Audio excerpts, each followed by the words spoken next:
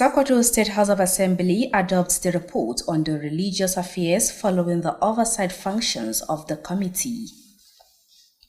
The Ministry for Local Government Affairs assures its continued support towards the success of the Education Committee set up by the state government.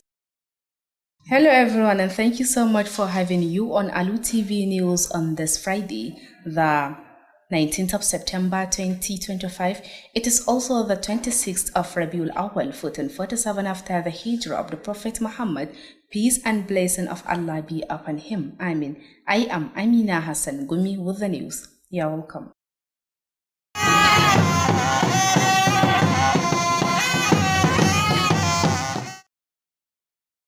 The Sokoto State House of Assembly has adopted the report of its Committee on Religious Affairs following an oversight function conducted between 23 October 2024 and 4 September 2025. Presenting the report, Committee Chairman Representative Abubakar Shehu Yabo urged members to approve its recommendations. Our legislative correspondent Jamilu Musa Meshanu has the details of the report. The House recommended that the ministry should liaise with relevant ministries for contract variation where necessary and regularly brief the committee to strengthen legislative oversight. Lawmakers also commended Governor Ahmad Aliyu Sokoto for granting 1,000 real each to the 3,232 pilgrims who performed last year's Hajj. In another deliberation, the Assembly considered the report of the Committee on Basic and Secondary Education regarding a private member bill seeking to make the teaching of the history of Sokoto Caliphate compulsory in all basic and secondary schools across the state. Presenting the report on behalf of the Chairman, Representative Aminu Mustafa, Vice Chairman Abubakar Shehu Yabo explained that curriculum development is the responsibility of the Nigerian Education, Research and Development Council and the National Council on Education. He therefore recommended that the bill be suspended, a resolution adopted by the House. On the matter of urgent public importance, 3 motions were presented. The first by Shamsu Aliyu Wurno. He called for the reconnection of Wurno, Kwargaba, Chachu and other communities to the national grid, noting the severe economic and social impact of the blackouts. The second motion by Representative Tukur Umar Binji sought the renovation of Government Technical College Binji and the provision of additional facilities including a computer-based test CBT center. The third motion by the member representing Gudu constituency, Representative Ahmadu Yahya, called for the reconstruction of a 35-kilometer road in Gudu local government area to boost socio-economic development.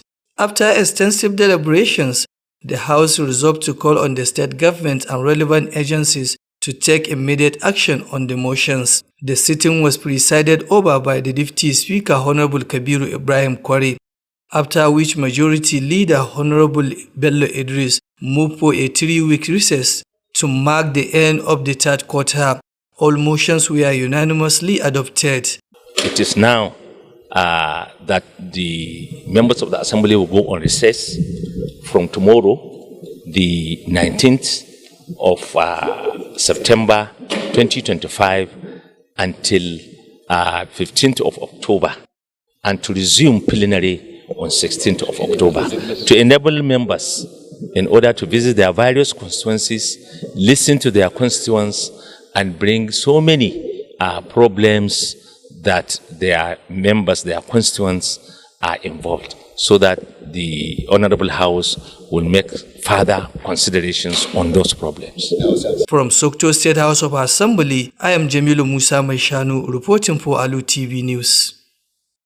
The State Ministry for Local Government and Chieftaincy Affairs has reiterated the Sokoto State Government's commitment to supporting that all children receive quality education by supporting the committee established to reduce the alarming rate of out-of-school children in the state.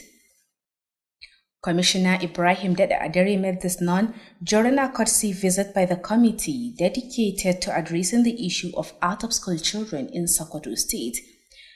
Abdurrashid Wadata Buhari reports that the visit aimed to seek support and collaboration from the ministry to tackle the growing number of children missing out on education. His report. Led by the chairman, Professor Mustafa Namakatukur, the committee emphasized its goal of enhancing the state's security and economic systems by ensuring that every child has access to education.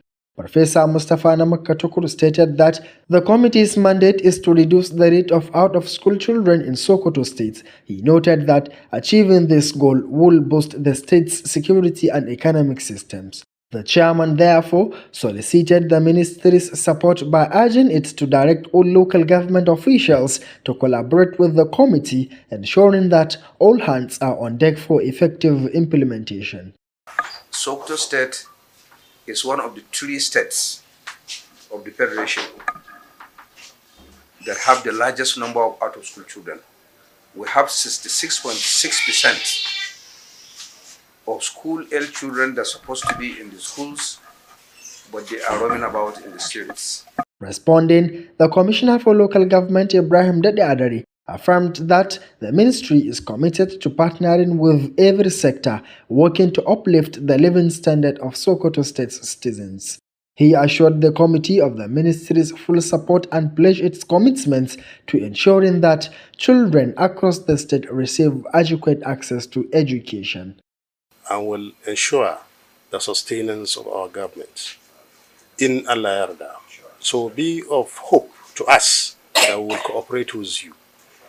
Whatever it takes to support you, we will do it. We will help you to help our children, to help our society. The highlight of the visit was the formal presentation of the committee's documented strategies to the commissioner aimed at guiding proper planning and implementation.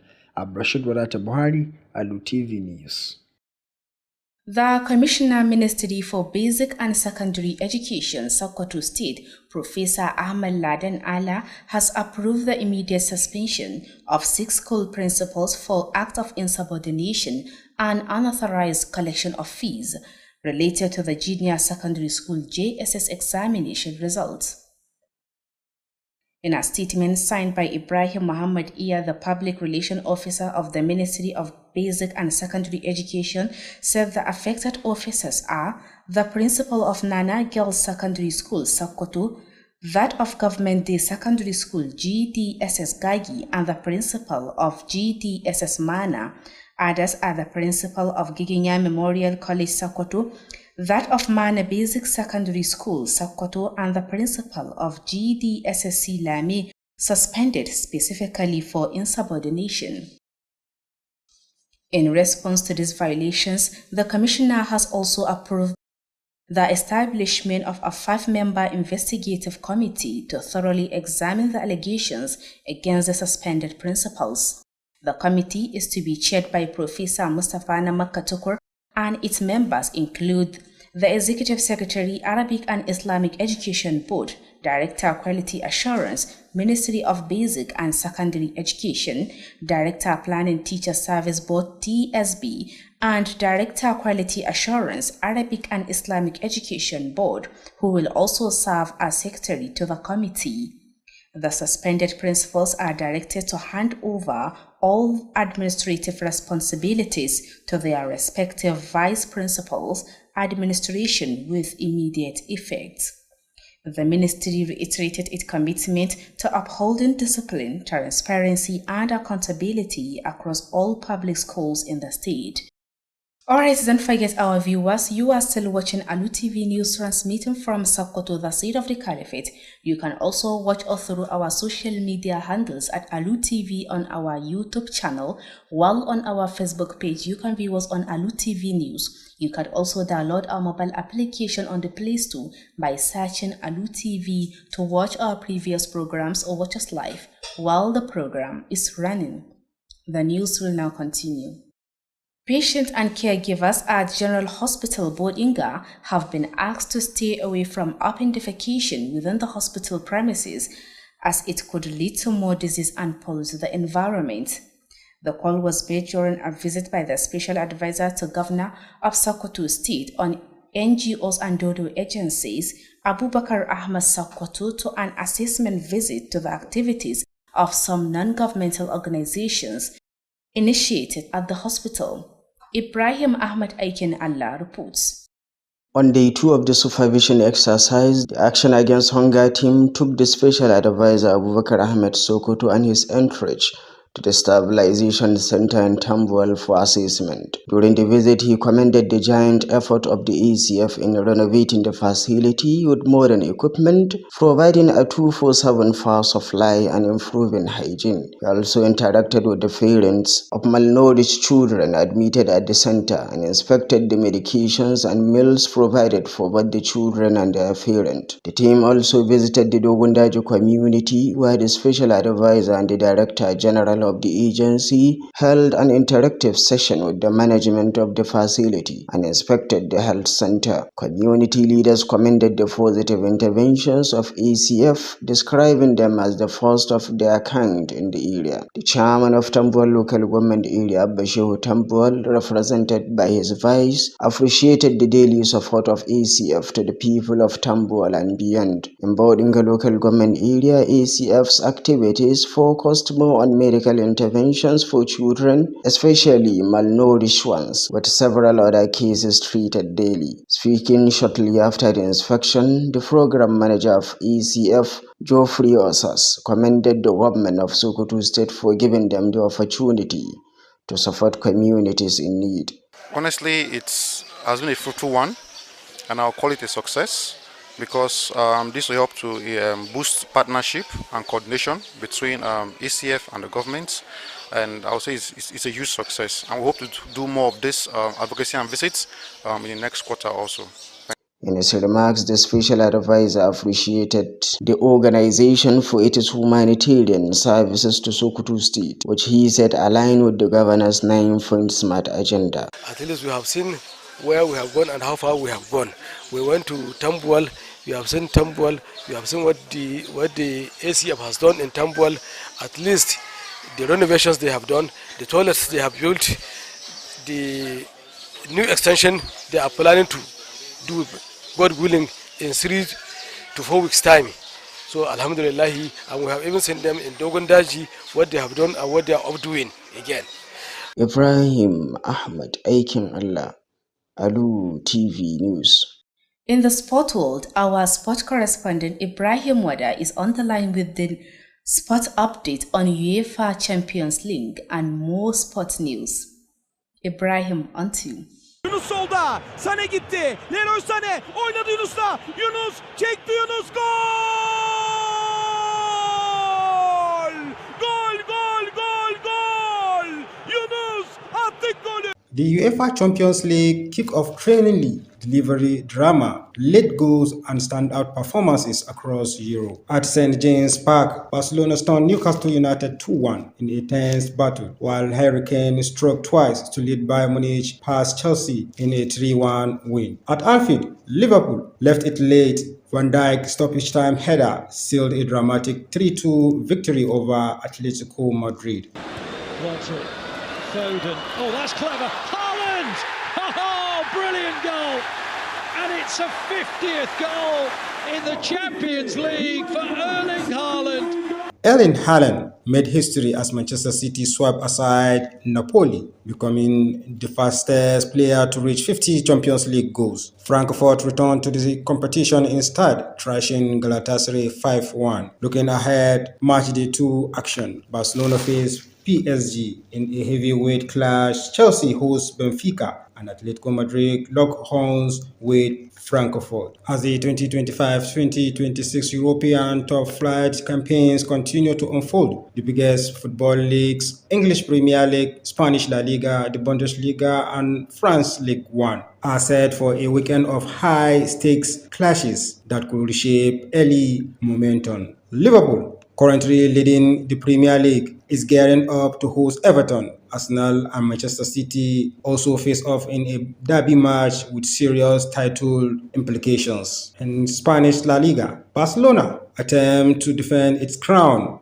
aimed key absence, while Real Madrid, Atletico Madrid, and others push to challenge. In French Ligue 1, PSG deals with injury concerns heading into Le Clasico against Marseille, and fans await other marquee games like AS Monaco vs Nice and the return of historic side to Ligue 1. For the sport update, Ibrahim Oda, Alu TV News. And to end the news, here are the main items that made the headlines.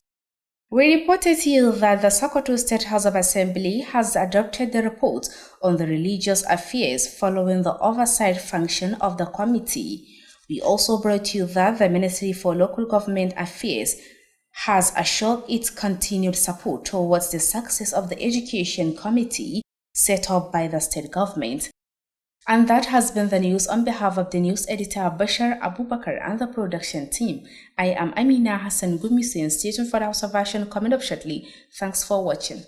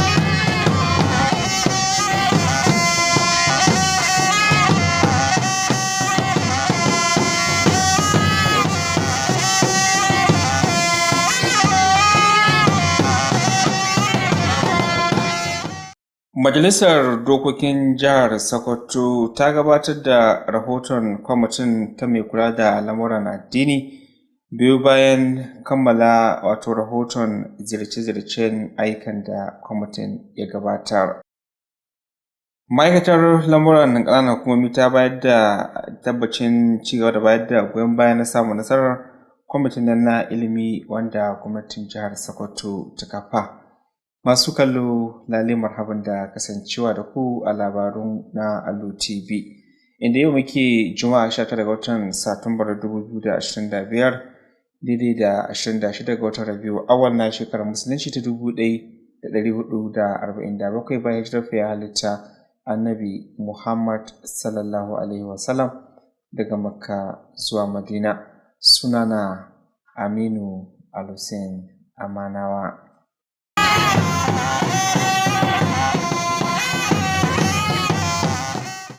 Majalisar Dokokin Jihar Sokoto ta gabatar da rahoton kwamitin ta mai kula da lamuran addini biyu bayan wasu ayyuka na kai ziyarce-ziyarce a tsakanin 23 ga watan Oktoba 2024 zuwa 4 ga watan Satumbar shekarar nan. Da ke gabatar da rahoton, shugaban kwamitin Abubakar Shehu Yabo ya buƙaci mambobin kwamitin da su tabbatar da shawarwarin da kwamitin ya bayar. Wakilinmu na majalisar Jamilu Musa mai shanu na ɗauke da cigaban wannan rahoton. Majalisar ta ba da shawarar cewa ma'aikatar ta tuntuɓi sauran ma'aikatun da abin ya shafa don yin gyaran kwangila idan akwai buƙatar hakan, tare da sanar da kwamitin na majalisa rahotanni akai-akai domin ƙarfafa aikin sa ido na majalisar. 'Yan majalisa sun kuma yaba wa gwamna Ahmad Aliyu Sokoto bisa ba wa mahajjatan da suka yi aikin hajjin bara su 3,232 kowannensu riyal dubu-dubu. A wani zama, majalisar ta tattauna rahoton kwamitin ilimin firamare da sakandare dangane da ƙudurin doka na wani memba da yake neman wajabta koyar da tarihin daular Sokoto a dukkan makarantu na firamare da sakandare a faɗin jihar.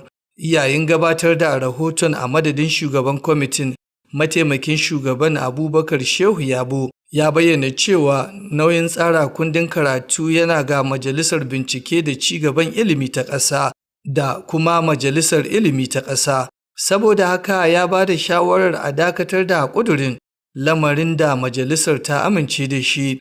A ƙarƙashin batutuwan buƙatar gaggawa an gudanar da ƙudurori guda 3, na farkon daga ɗan majalisa Shamsu Aliyu na Wurno, inda ya buƙaci a sake haɗa yankin Wurno, Kwargaba, Chacho da wasu al'ummomi da wutar lantarki ta ƙasa, yana mai jaddada illar tattalin arziki da zamantakewar al'umma da rashin wutar ya haddasa. Na biyu, ƙudurin da ɗan majalisar Binji Tukur Umar Binji ya gabatar ya nemi a gyara kwalejin fasaha ta gwamnati da ke Binji tare da samar da ƙarin kayan aiki ciki har da cibiyar na'ura mai aiki da ƙwaƙwalwa wato CBT.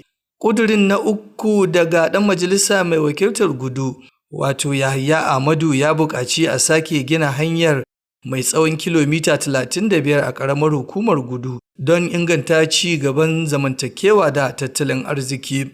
Bayan tattaunawa mai zurfi, majalisar ta yanke shawarar kira ga gwamnatin jihar da hukumomin da abin ya shafa da su ɗauki matakin gaggawa kan ƙudurorin.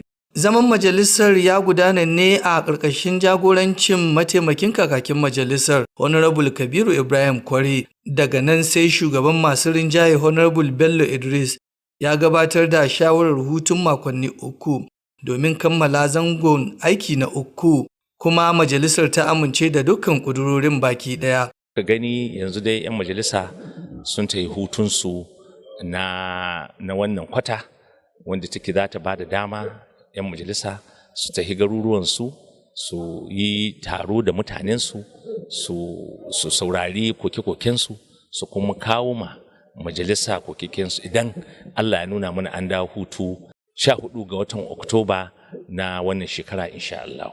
Ƙarshen rahoton kenan daga Majalisar Dokokin Jihar Sokoto. Jamilu Musa Mai Shanu, labaran Alu TV.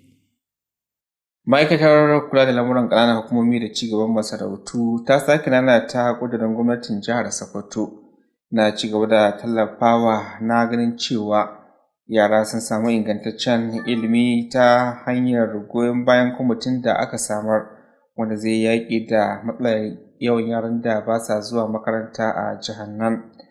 Kwamishinan ma'aikatar Ibrahim Daɗe Adare shine da ya wannan ya sanar da hakan lokacin da ya karɓi bakuncin kwamitin wanda aka samar kacokan domin yaƙi da waɗannan matsalar yawan yaran da ba sa zuwa makaranta a nan Sokoto.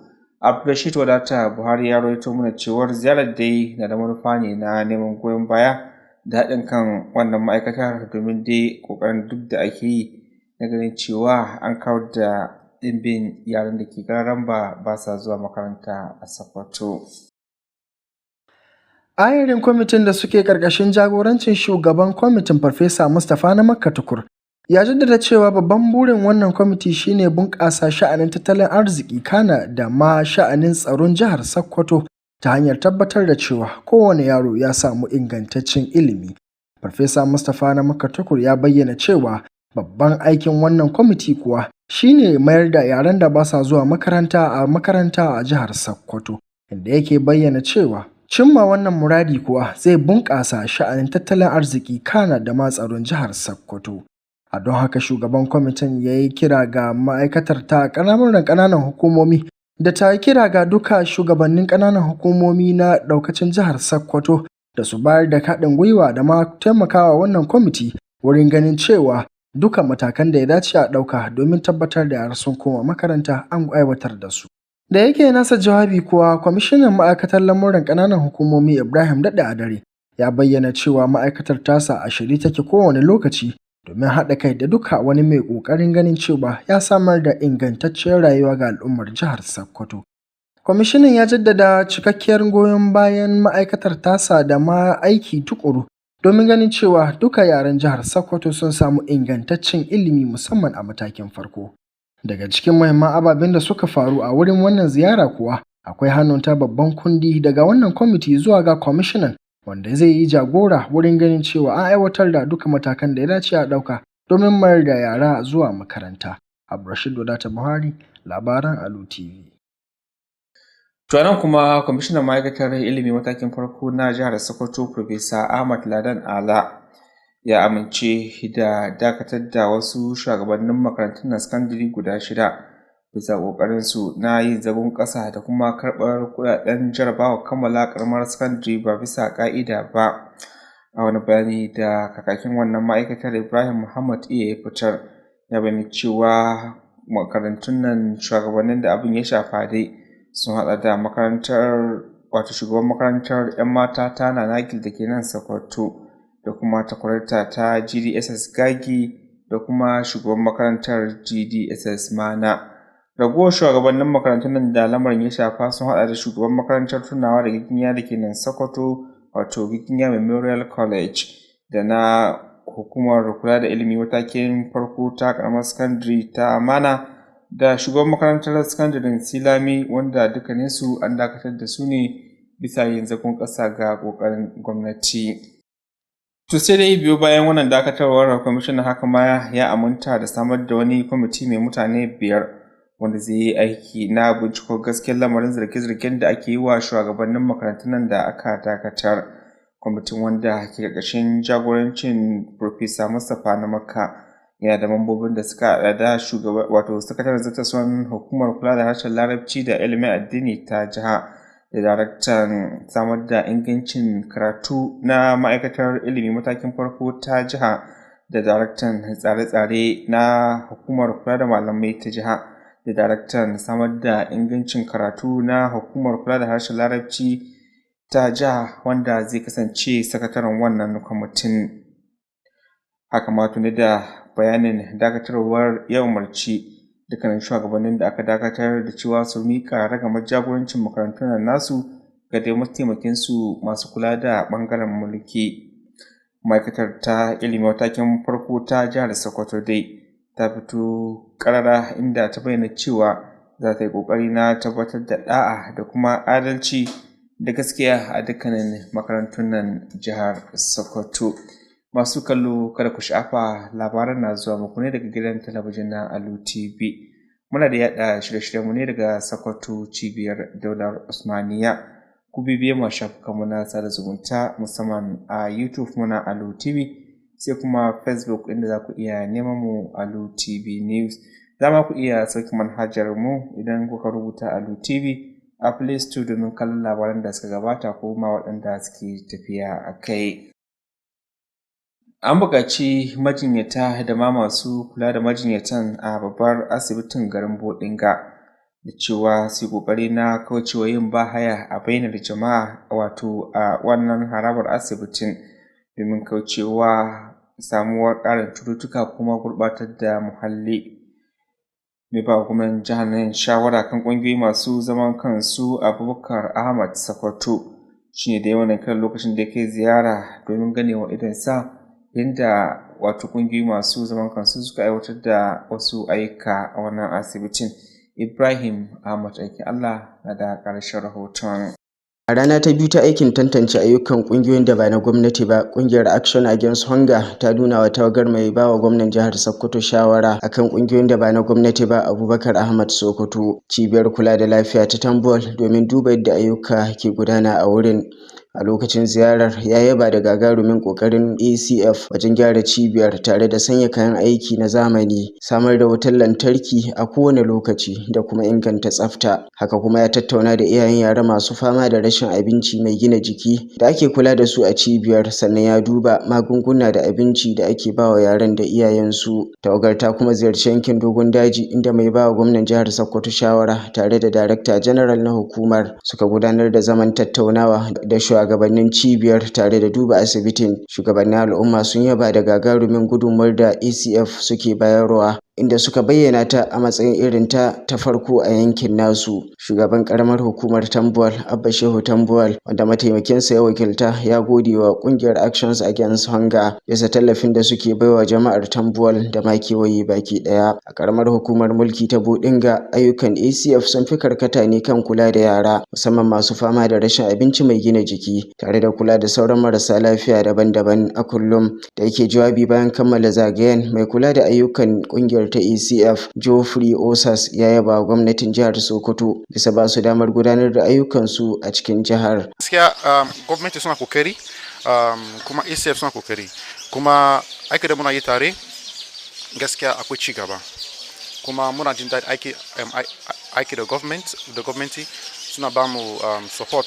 A nasa jawabin Honorable Abubakar Ahmed Sokoto ya gode wa kungiyar bisa irin ayyukan jin kai da suke yi a jihar Sokoto, wanda ya ce sun yi daidai da manufofin gwamnan jihar Sokoto guda 9. Alhamdulillah, insha Allahu za ni magana da ED shugaba na HSMB, sannan za haɗa shi magana da local government, ai magana da community na jama'a waɗanda a kewayen wanga wurin da masu zama cikin asibitin, saboda a ce an mai da wuri ga kashi kuma ga makewayi an yi ingantacce mai kyawu, amma a ce mutane suna kashi waje, to abin nan shina da muni gaskiya, wanda zo ana so a ƙara wayar da kan mutane, a ƙara fahimtashe su, tunda dai mu duka mu Allah sa musulmai ne, kuma mu mun sanar da addinin mu tanada game da irin waɗannan abubuwan na cewa ka cutar da wannan uwanka bai dace ba, to kuma na cutar da kaina ma. Ibrahim Ahmad aikin Allah, labaran Alu TV. To idan muka juya a bangaren wasanni kuwa, wakilinmu Ibrahim Wada zai kawo mana wani da ake tuyawa a UEFA Champions League da kuma sauran labaran na wasanni. Mala Ibrahim. Yunus solda, Sané gitti, Leroy Sané oynadı Yunus'la, Yunus çekti, Yunus gol!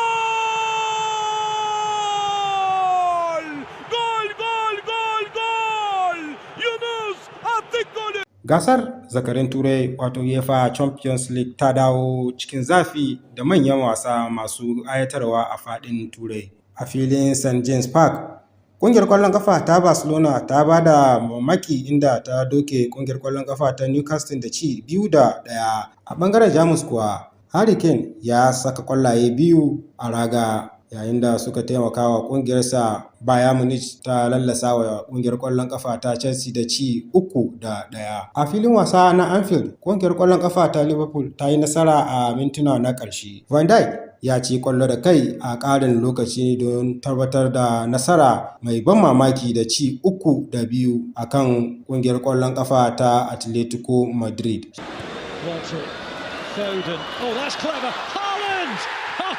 Brilliant goal, and it's a 50th goal in the Champions League for Erling Haaland. Shahararren ɗan wasan Manchester City, Erling Haaland, ya kafa sabon tarihi, ya zama ɗan wasa mafi sauri da ya kai ƙwallaye 50 a gasar zakarun Turai, yayin da ƙungiyar ƙwallon ƙafa ta Manchester City ta lallasa wa ƙungiyar ƙwallon ƙafa ta Napoli da ci 2-0. Frankfurt ta dawo cikin gasar da sabon salo da ƙarfi, inda ta doke ƙungiyar ƙwallon ƙafa ta Galatasaray da ci 5-1. An shirya wasannin zagaye na biyu inda ƙungiyar ƙwallon ƙafa ta Barcelona za ta kara da ƙungiyar ƙwallon ƙafa ta PSG, sai ƙungiyar ƙwallon ƙafa ta Chelsea za ta karɓi bakuncin ƙungiyar ƙwallon ƙafa ta Benfica, yayin da ƙungiyar ƙwallon ƙafa ta Atletico Madrid za ta fuskanci ƙungiyar ƙwallon ƙafa ta Frankfurt. Daga sauran lig na Turai, a Ingila ƙungiyar ƙwallon ƙafa ta Liverpool, wacce ke kan gaba a gasar Premier ta Ingila, na shirin karɓan bakuncin ƙungiyar ƙwallon ƙafa ta Everton. Arsenal da Man City kuma za su fafata a wani babban karo da zai yi sha'awar taken gasar. A Spaniya kuwa, ƙungiyar ƙwallon ƙafa ta Barcelona na neman kare kambunta don rashin wasu muhimman 'yan wasa, yayin da ƙungiyar ƙwallon ƙafa ta Real Madrid da Atletico Madrid ke ƙoƙarin ƙalubalantar ta. A Faransa kuwa, ƙungiyar ƙwallon ƙafa ta PSG na fuskantar matsalolin raunin kafin babbar fafatawar ta La El Clasico da Marseille. Hakanan akwai wasanni masu jan hankalin iri masu ƙungiyar ƙwallon ƙafa ta AS Monaco da ƙungiyar ƙwallon ƙafa ta Nice, tare da dawowar tsofaffin ƙungiyoyi a Ligue 1. Ƙarshen labarun wasanni kenan. Ni Ibrahim Wada, labarun Alu TV. Da kuma wannan ne labaran da wannan lokacin kammala, sai dai kafin mu yi sallama ga muhimmai daga kanansu. Tun da farko kun ji cewa Majalisar Dokokin Jihar Sokoto ta karɓi rahoton kwamitin ta mai kula da lamuran addini biyu bayan wasu ayyuka da ya gudanar, musamman na ziyarce-ziyarce a hukumomi da ma'aikatu masu alaƙa da wannan kwamitin.